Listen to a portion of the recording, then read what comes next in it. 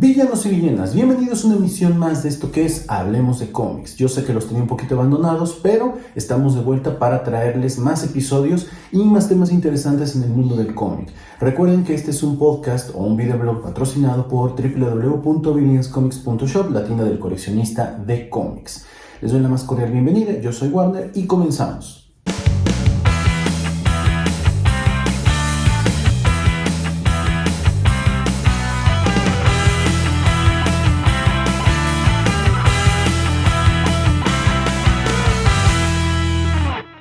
Ya estamos de regreso. Tiene más de un año que no subíamos un solo video, un solo episodio a este canal, pero ello se debió a que yo tuve muchísimo trabajo. Dos, la tienda está jalando muy bien, estamos vendiendo bastante y me he dedicado un poco más a hacer los videos narrados que seguramente algunos de ustedes han visto. De hecho, en el otro canal, en el de Viñas TV, siempre les digo que se den una vuelta por acá o por nuestros otros canales que son Hablemos de Cine y Hablemos de Series, que también estuvieron un poquito abandonados, pero que ya vamos a empezar a subir otra vez contenido. De hecho, esta semana que se estrenó el lunes, estrenamos uno de Hablemos de Series donde hablamos de los Tudor. Ojalá se puedan dar una vuelta. El de Hablemos de Cine todavía no lo grabo, así que todavía no sé de qué va a tratar. El día de hoy vamos a hablar de uno de esos temas que a mí me tocó vivir en carne propia, pues yo estaba prácticamente en la secundaria y estaba de moda Spider-Man. No es que ahora no lo esté, pero en ese momento Spider-Man estaba en toda la efervescencia. No me pregunten exactamente bien por qué, pero igual mientras les voy platicando, pues lo podemos ir averiguando un poco. Vamos a hablar de la mala idea de los clones en los 90s. Y seguramente ustedes estarán diciendo, oye, pero ¿cómo que mala idea? A lo mejor muchos de ustedes son muy jóvenes, yo ya tengo bastantes años coleccionando, y la verdad es que de repente la idea de los clones no se veía tan mal. Pero vamos así como por partes. Ubíquense en el año 1994 a 1997. Y seguro muchos de ustedes ni siquiera habían nacido. Yo ya había nacido, yo andaba por ahí de primero a tercero de secundaria, más o menos. Y estaban de moda mucho los superhéroes, porque en ese entonces la empresa Pepsi, la refresquera Pepsi, sacó una promoción tanto en Estados Unidos como en México de las famosas Pepsi Cards.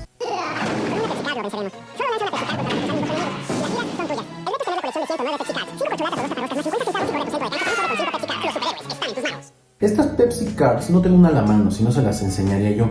Eran unas tarjetas que canjeabas, la verdad no recuerdo exactamente bien la dinámica, pero voy a buscar un video de estos de YouTube, de comerciales de los 80, y si puedo les pongo un pedacito para que lo vean o para que lo oigan, donde llevabas tantas taparroscas o tantas corcholatas, que en ese entonces la taparrosca era menos convencional, ¿no?, en las casas que la corcholata, y las llevabas con tu tiendita favorita, no al Oxxo, en ese entonces había más tienditas del señor de la esquina, y llegabas con tanta lana y te daba, no me acuerdo si era un sobrecito o era una tarjeta nada más. Esas sí no se las vengo manejando, pero bueno, era una cosa más o menos así. Y recuerdo también que lo que nosotros hacíamos en donde yo estudié es que a todos nos gustaban los superhéroes, nada más que en ese entonces pues no era bien visto, ¿no? Siempre lo he dicho. Hay gente que me dice, ¿a poco te gustaban los superhéroes? ¿A poco coleccionabas? Pues sí, lo que pasa es que pues no lo decías porque pues la gente te veía así como que raro, ¿no? Como que bien freak. Entonces, ahorita ya es muchísimo más normal, ¿no? Y las mentalidades han cambiado muchísimo. Antes también los cómics eran como para vagos, ¿no? Eran así como de, lectura de vagos. Y la realidad es que la gente que sigue pensando eso, pues está muy errada al respecto. Y entonces, ¿qué fue lo que pasó? Llegábamos, juntábamos todos y normalmente siempre te salía la tarjeta esta de Boom Boom, la X-Men, repetida. Entonces llegabas y todos traíamos la de Boom Boom y la queríamos cambiar. Y de repente armábamos así, ya sabes, ¿no? Que parabas las tarjetas y aventabas las otras para tirarlas. Y pues las que se cayeran te las llevabas, ¿no? Y se las quitabas a tus compañeros al lado. Y eso era muy padre. Y entonces fue como empezamos a adentrarnos un poco al mundo del cómic. En ese entonces en México, yo concretamente vivo en Puebla. Y aquí era un poco complicado, creo que eso ya lo he mencionado en otros episodios de estos. Era difícil conseguir los cómics. Los puedes encontrar en Vips. Imagínense, en Vips había una parte en donde te vendían los cómics, los apilaban ahí, obviamente estaban en montones, y de repente llevabas a cachar algunos. Entonces, como era complicado, como tal no había tiendas especializadas en donde yo viví, en donde yo vivo, ahora sí las hay. De repente costaba trabajo encontrar un cómic o seguirle la historia tal cual. En una de esas tantas, yo me acuerdo mucho que llegué al Vips del Boulevard 5 de Mayo que era enorme, ahora es una cosita de nada porque pues, los tiempos han cambiado. Ahora además se dedican a vender comida y uno que otro juguetillo. Y entonces me puse a ver los cómics y me llamó muchísimo la atención un número. Bueno, no, olvídate del número, no un cómic. Web of Spider-Man. Y entonces en ese Web of Spider-Man aparecía algo totalmente diferente. Les voy a poner la imagen para que vean de qué cómic estoy hablando. Aparecía un Spider-Man totalmente escarlata y con una sudadera, con un hoodie, que en ese entonces las sudaderas de hoodie estaban así súper de moda, y con una araña gigante que atravesaba. Yo dije, ¿qué es esto? Lo agarré y me lo llevé. Conforme empecé a ver un poquito el cómic dije, no entiendo nada. Bueno, obviamente venía en inglés, pero pues yo sí hablo inglés y no me costaba tanto trabajo entenderle. Y les digo, yo sí hablo inglés con una naturalidad porque en ese entonces era difícil que alguien hablara y te entendiera en inglés y sobre todo que lo leyera, ¿no? El inglés ahora es como que un poquito más fácil de acceder a él, pero en ese entonces no era tan sencillo. Entonces me empecé a leer y dije, no entendí nada. Y dije, bueno, voy a regresar a ese Vips y voy a ver si me compran el cómic, porque además, pues en ese entonces, imagínate, el dólar andaba por ahí de los 3,000 pesos. Acuérdense que en la época de Salinas la moneda se devalúa y entonces entre el 94 y el 97, 94 y el 97 ya no eran 3,000, ya eran 3 nuevos pesos, 3 y cachito. Sí, imagínate, te venían un cómic y era el tipo de cambio, entonces si costaba 2.99, 2.75, 2 lo que fuera, pues multiplícalo por los 3 pesos. Que a lo mejor muchos dicen, ay, pues no era nada. Bueno, no era nada comparativamente con lo que cuestan hoy. Pero en ese entonces costaban mucho. Y era pues a lo mejor un domingo, ¿no? Una mesada que te daban, qué sé yo. Y costaba trabajo. También en ese entonces estaba de moda comprar, no solamente coleccionar las Pepsi Cards y estar tomando refresco al estúpido. También estaba de moda ir a las, no sé cómo llamarlas, como boutiques de importaciones. Igual, esto también así tiene todo un contexto muy padre, creo yo, porque pasaba que apenas estábamos entrando en este rollo del Tratado de Libre Comercio, apenas nos llegaba la globalización. Si ustedes le preguntan a cualquier persona de esa época, casi todo el mundo se acuerda así de lo malo que fue el presidente Salinas. Ellos van así, no, al contrario, yo me acuerdo de las cosas padres que trajo, como por ejemplo que nos empezaron a llegar cosas que ya no encontrabas solamente en Fayuca. Me refiero a esto, a los que no entienden el concepto de Fayuca, que encontrabas como de piratería, bueno, no piratería, sino que encontrabas como de contrabando. Y entonces, ¿qué fue lo que pasó? Empezabas a encontrarte un montón de productos importados a precios muchísimo más accesibles. Porque antes de eso no como tal podíamos encontrar muchas cosas. Y esto es real, ¿eh? O sea, había tiendas de importaciones donde era caro. Y acuérdense que para esa época pues, la clase media apenas empezaba como que a tratar de salir adelante, ¿no? A tratar de crearse como tal. Entonces imagínate, tú le decías a tu mamá, oye mamá, quiero, y te decía a tu mamá, sí, mejor, casi, en la casa hay frijoles, ¿no? Pero no es lo mismo, lo puedes comprar en el puesto de periódicos, no era lo mismo. Y en estas boutiques que traen cosas de importación, yo me acuerdo mucho de una que era Cocina y Algo Más, creo que así se llamaba, como la revista, y te vendían un montón de chácharas, o sea, parecían chácharas, pero eran cosas bien interesantes, y entre ellas venían tarjetas. En ese entonces estaba de moda coleccionar tarjetas de béisbol, de básquetbol, de NFL, del Mundial del 94, las tarjetas del Mundial del 94, y había tarjetas también de Batman, Superman, Marvel, etc. Un sobrecito con 4 o 5 tarjetas te salían en ese entonces como en 60, 70 pesos, nuevos pesos de esa época. Era una granota, y la comprabas y te salían repetidas. Y no había muchas veces con quién intercambiarlas, porque como era algo muy de nicho, pues no todo el mundo podía comprarlas. Entonces de repente pues se las vendías a alguien más, y quienes las guardamos pues luego las revendimos, ¿no? Así hay un montón de cosas de esa época bien interesantes que ahora muchos de ustedes pues ya no les tocan, ¿no? Ya todo lo encuentras con un clic, ¿no? Visitas tal o cual tienda y de inmediato puedes tener muchas cosas, inclusive importadas a precios bastante accesibles. Pero pues en ese entonces no. ¿Qué otra cosa pasaba, no? Perdón que me desvíe un poquito de la parte de cuando encontré ese cómic. También en ese entonces jugábamos maquinitas, que era tener un Xbox, un PlayStation, pero comunitario. Y entonces llegabas a las tienditas y había un juego que estaba de moda, el famoso Marvel vs. Capcom. Que por cierto, la otra vez vi un video del Fede Lobo, del Fede Wolf, no me acuerdo en qué canal es, donde contaba la historia de esta maquinita. Yo dije, wow, a mí no me tocaron todas esas. De repente te tocaba una, te tocaba otra, y no siempre eran las mismas. Y pues como en ese entonces la información no fluía tanto, pues a veces pensabas que estabas jugando la misma, ¿no? Entonces está interesante, dense una vuelta por ese canal porque tiene cosas bien padres. Tiene la historia de Nintendo como en 4 o 5 videos que yo dije, yo no sabía eso de Nintendo. Y aparte como lo cuenta muy divertido, me parece muy muy chido lo que hace, ¿no? Entonces estaba de moda y entonces superhéroes a todo. Esa fue como para nosotros en México, como una primera ola. Habrá alguien más grande que yo diga, no es cierto, antes de eso la editorial no va, no, mira, olvídate. Realmente una primera ola en donde muchos nos metimos a este rollo de coleccionar cosas de cómics, de superhéroes, fue esa. En ese momento porque había muchas cosas que eran accesibles. Y entonces en Estados Unidos se les ocurrió la brillante idea de que pues estaban de moda la clonación. Y digo estaba de moda porque es justamente la primera parte de la década del 90, concretamente en el 97, 96-97 se clona al primer ser vivo, a la famosa oveja Dolly en Inglaterra, en Escocia concretamente. ¿Y qué era lo que veíamos? Que el tema estaba de moda, se hablaba de los clones, y entonces pues ya sabes, ¿no? Las mentes empiezan a viajar. En el cómic de Superman se manejó muchísimo, en la muerte de Superman, en el mundo sin Superman, que de hecho dense una vuelta por el otro canal que tenemos 2 videos donde contamos esas historias, se manejó muchísimo la idea de que Lex Luthor II era hijo del Lex Luthor, y de repente nos van revelando que no es cierto, que el Lex Luthor mandó a clonarse un cuerpo basado en sí mismo, y que con ese cuerpo que se basó, traspasó su cerebro. Entonces de repente ese tipo de cosas empiezan a hacer que uno se haga casi chaquetas mentales, ¿no? Y diga, imagínate que las personas más malas del mundo empiecen a hacer esas cosas. ¿A dónde podría llevarnos el tema de los clones? Y entonces el tema de la clonación empezaba a poner un montón de debates éticos, y en los cómics los empiezan a trabajar, pero se les sale un poco de control, y concretamente con el tema de Spider-Man. Vamos a remontarnos un poquito porque esta historia de los clones en Spider-Man no es de los 90. Esta historia comienza en el año 1973. Perdón para los que me están viendo, pero tengo mi iPad aquí abajo y voy leyendo un poco porque pues tampoco soy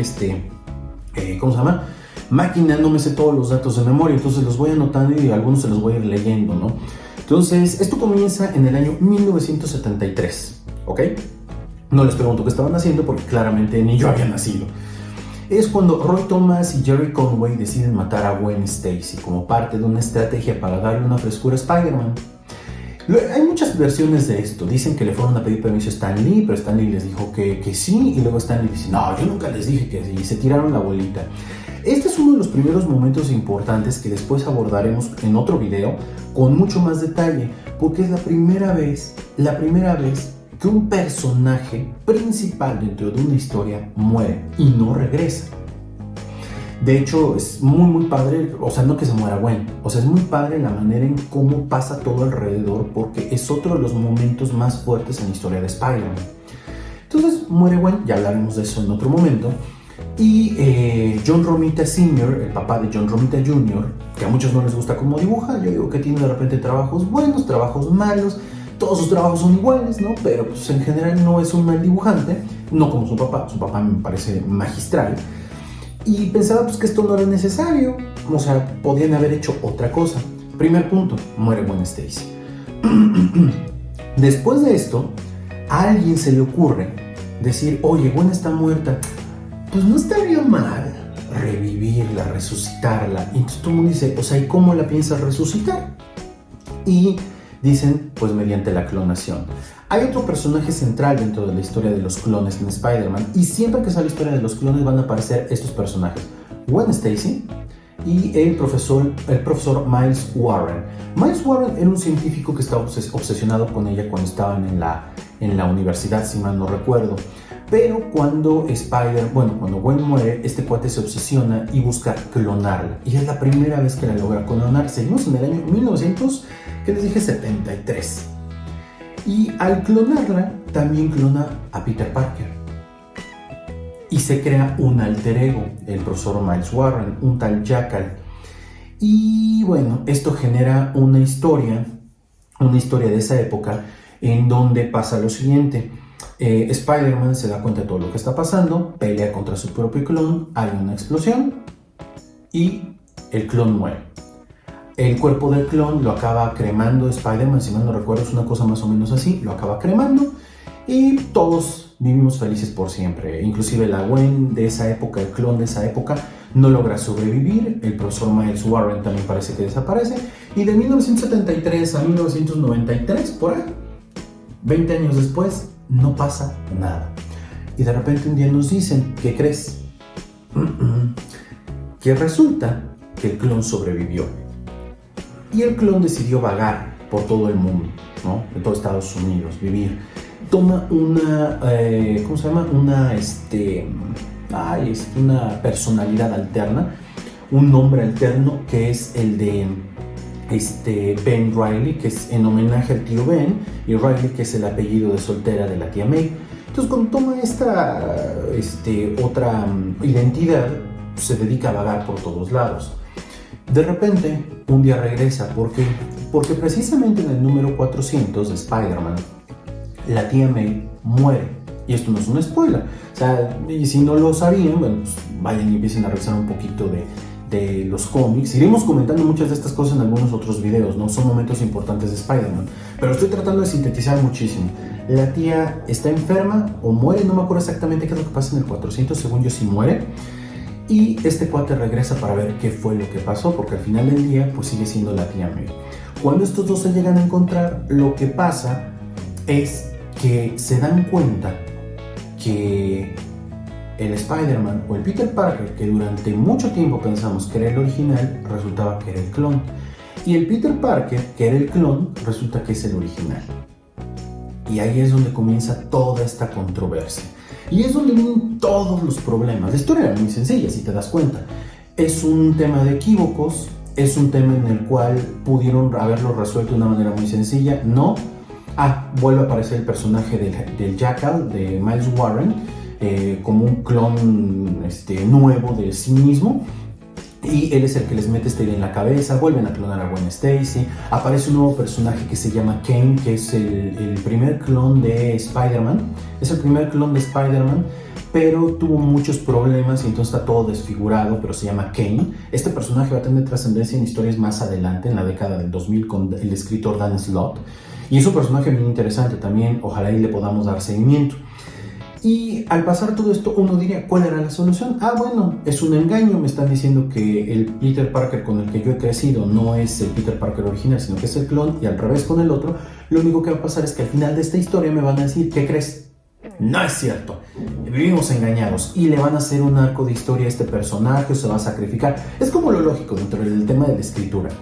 Pero se les empieza a salir de las manos por un acontecimiento de esa época. Yo creo que por eso a mí no me gustan tanto los X-Men. Y tiene que ver con ellos. Resulta que en estos años el cómic de X-Men se logra relanzar. Si mal no recuerdo, se lanza en el 1991, si mal no recuerdo, con el cómic de X-Men que tiene las 4 portadas ensamblables, que tenemos, por cierto, a la venta en williamscomics.shop. Y es el cómic más vendido de la historia. Y de ahí va en adelante, dibujado por Jim Lee, escrito por el legendario Chris Claremont, un gran escritor de cómics. Y entonces, ¿qué es lo que pasa? Llegan a un punto en la historia de los X-Men en donde Charles Xavier muere, y esto desencadena una serie de hechos, una línea alterna denominada la Era de Apocalipsis. La Era de Apocalipsis es un cómic, honestamente, yo no conozco mucho de los X-Men, me trato de empapar un poco, pero no es como algo que realmente me guste y me encante. Y en esta Era de Apocalipsis lo que hacen es que nos cuentan la historia de qué hubiera pasado si quitamos de la ecuación a Charles Xavier y solo queda Magneto, y Apocalipsis se vuelve en el conquistador prácticamente de la Tierra. Prácticamente dejan a un lado a los superhéroes y es una historia centrada en los X-Men con historias totalmente alternas. Es un evento que a la gente le encantó porque recordemos que todavía en esa época estaban de moda los dibujantes como Rob Liefeld, los escritores como Jeff Loeb, que no es mal escritor. Rob Liefeld a mí se me hace tanto mal escritor como mal dibujante. Hay gente a la que le manda, a mí no. Y empieza a tener como un resurgimiento, ¿no? Los X-Men. Pero como es una historia que iba muy bien, por otro lado, cabe mencionar que en ese entonces Marvel estaba dividida. Hagan de cuenta que lo que hicieron en ese entonces en Marvel tenía mil y un problemas. Ya hablaremos, o creo que ya lo platiqué en otro de estos videos, el tema en donde les platico sobre la caída de DC Comics, o si DC Comics va a sobrevivir. Les cuento un poquito la historia de esto. Chequen ese video, bueno, ese audio, porque no está en video. Chequen ese audio para que más o menos contextualicen, pero de manera muy rápida. Bob Harras era el editor de X-Men. Y internamente en Marvel, todos los editores en jefe de cada una de las líneas que tenían de cómics o de superhéroes competían para ver quién vendía más. Obviamente X-Men le estaba reventando. Personajes como Avengers, Capitán América, Iron Man, la verdad es que siempre han sido irrelevantes, salvo cuando están en Los Vengadores. Y pues la carta fuerte de la empresa históricamente siempre ha sido Spider-Man. Y dijeron, a ver un momento, si esta historia del clon la cortamos así, no vamos a generar el mismo volumen de ventas. Tenemos que continuarla y seguir la misma idea. En ese entonces Spider-Man tenía, Amazing Spider-Man, tenía Web of Spider-Man, Spectacular Spider-Man, si mal no recuerdo, y otro que era Peter Parker, o Peter Parker se convierte. Es un rollo porque eran varios cómics. Y entonces, en todas estas historias nos empiezan a contar, Amazing Spider-Man empieza un arco que continúa en Web of Spider-Man, y normalmente eran como de 1 a 3 números, Y resulta que un evento que tenía que durar menos de 6 meses o 6 meses, se extiende por 2 años. Al extenderse por 2 años, resulta que de repente tiene muchos hilos, muchas historias que no te llevan a ningún lado, y es muy difícil cerrarlo. Muy difícil cerrarlo. Cuando intentaron de hecho copiar la fórmula, aquí tengo el dato, la respuesta del editor de Spider-Man de ese entonces fue, vamos a hacer Maximum Clonage. Maximum Clonage tienes una portada 3D con muchas variantes de Spider-Man, la portada está padrísima, pero la historia no te lleva a nada y sacan más y más clones. Pero bueno, eso ya es algo pues que bueno, en esa época se hizo. Estoy buscando si tengo otro dato por acá que les puede interesar. Hay dos historias que yo les recomendaría, porque realmente echarte todos estos 2 años en cómics de la saga del clon no está tan sencillo, no está tan sencillo, porque por lo menos son 120 números aproximadamente, si no es que un poquito más. Entonces yo les recomendaría 2 historias en donde te sintetizan muy bien la parte del clon. Uno son 4 números que se llaman La Saga del Clon, que también lo pueden conseguir en TPB. Ese de hecho lo tenemos, dense una vuelta por la tienda, la verdad no recuerdo si lo tenemos en TPB o lo tenemos en números sueltos, pero estoy seguro que está en la tienda. Y por otro lado, una historia que estamos tratando de conseguir tanto en TPB como en números sueltos, escrita por Chip Zdarsky, que se llama Spider-Man A Life Story. Y te cuentan la historia de Spider-Man de la década del 60, 70, 80, 90 y 2000. Son 5 números en donde nos cuentan una historia de manera lineal, con un Spider-Man joven hasta un Spider-Man viejo. Y en uno de estos, en la década del 70, nos cuentan la historia parte de la historia del clon, y en la década del 90 nos cuentan la historia del clon. Está muy bien sintetizado. Creo que Chip Zdarsky escribió una de las mejores historias de Spider-Man de todos los tiempos. Por eso es un poco difícil conseguirla, pero en cuanto la tengamos les avisamos. En este momento no la tenemos, pero, como para entender un poquito esto más del clon. Y bueno, ya me acordé. Entonces, esto se va complicando. Aparece Gwen Stacy, aparece el Chacal o The Jackal, aparece el personaje de Kane, aparece el personaje de Ben Reilly. Cuando Spider-Man se da cuenta o entiende que él no es el Peter Parker original, decide retirarse con MJ y a tener una vida fuera de los reflectores, y dejando a Ben como el Spider-Man. Y entonces ahí cambia el traje, con una araña gigante, ya sabes, con las telarañas, el clásico azul con rojo. Se va enfrentando a diferentes personajes, ¿no?, a lo largo de todo esto, hasta que dicen, hay que resucitar a la opción más viable para resolver este asunto. Que creo que fue una manera simple de cortar con esto, pero creo que a la par fue una manera chafa de hacerlo, ¿no? Y dicen, vamos a resucitar a Norman Osborn.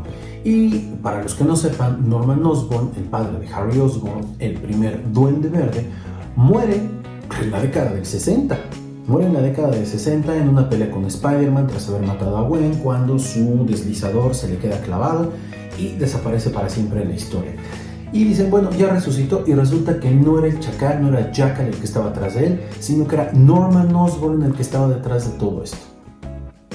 Y dices, ok, bueno, cierran la página de los clones y seguimos a otra cosa.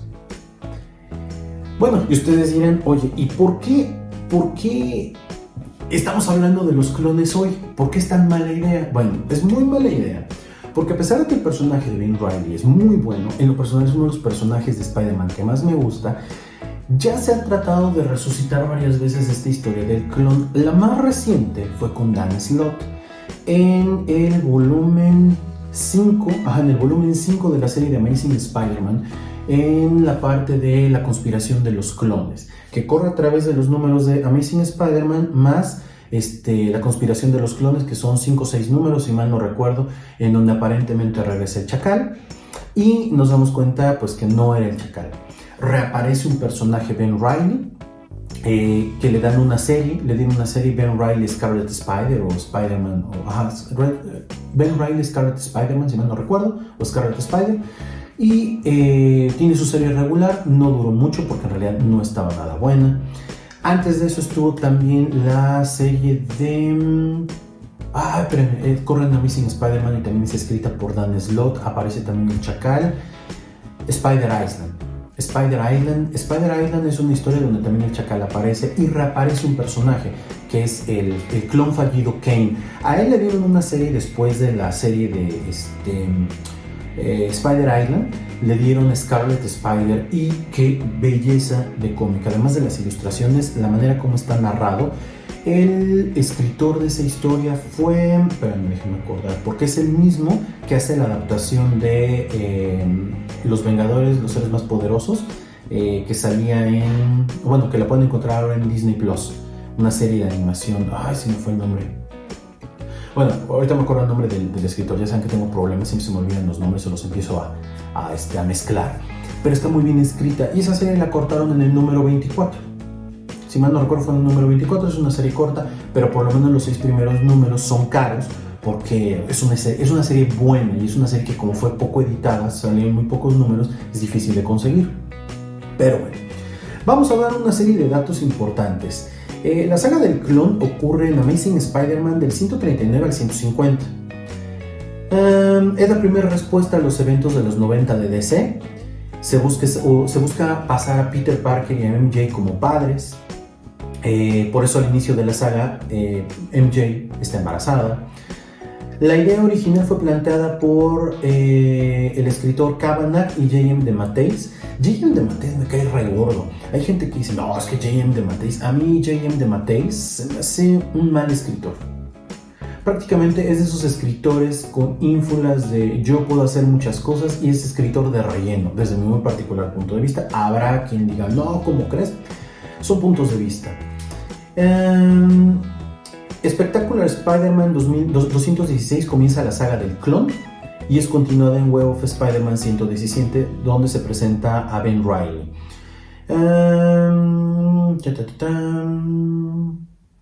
Spectacular Spider-Man 256 muestra que Peter es el clon y que Ben es el verdadero Peter Parker, dejando fuera de la ecuación ahora al que creímos durante muchos años que era Peter Parker.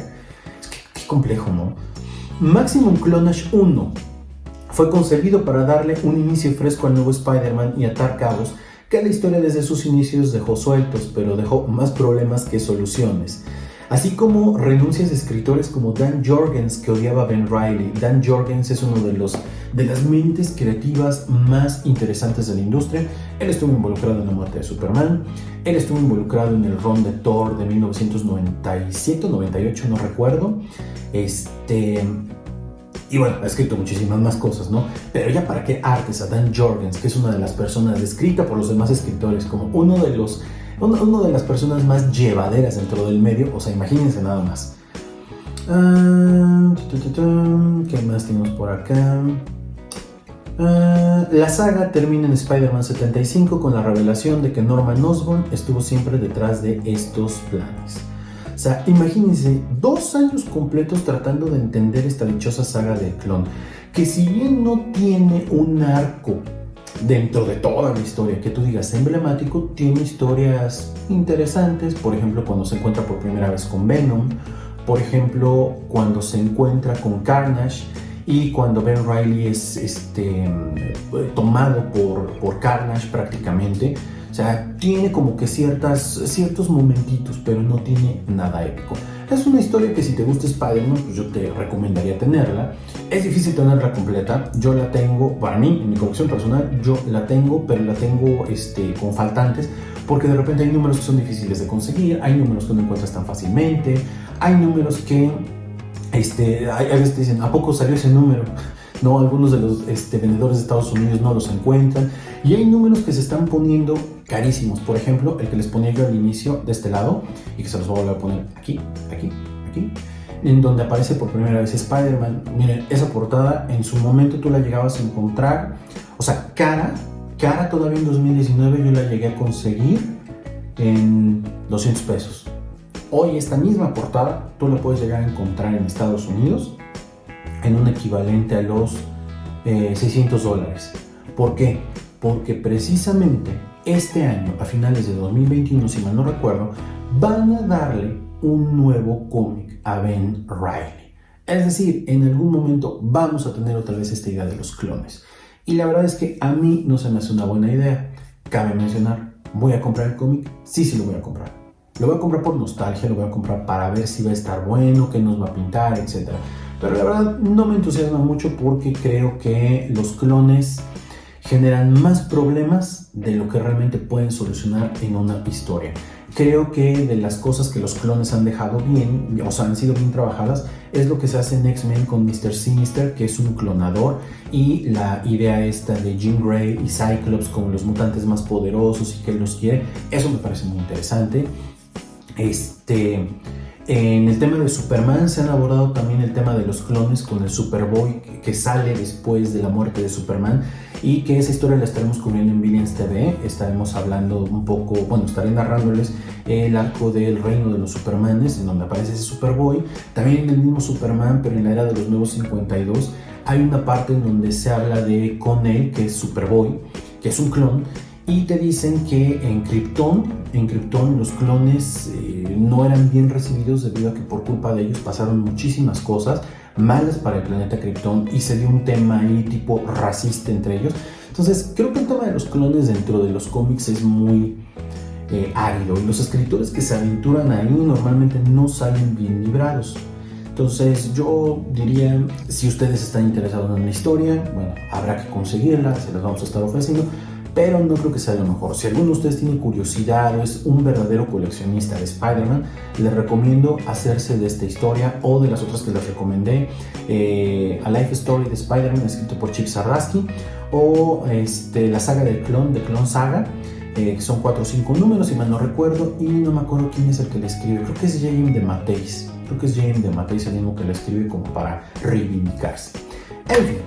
Entonces, con esto damos inicio nuevamente a los videos que estaremos subiendo aquí en Hablemos de Cómics. Este fue nuestro episodio número 6 en podcast, y este es nuestro episodio número 6, aunque en YouTube creo que es el tercer video que subimos. Entonces, espero les haya gustado, espero no haberme extendido mucho, lo traté de contar de una manera muy simple, muy rápida, muy llana, para que ustedes puedan tener una mejor idea al respecto. Nos vemos en otro episodio de esto que es Hablemos de Cómics. Yo soy Warner, chao.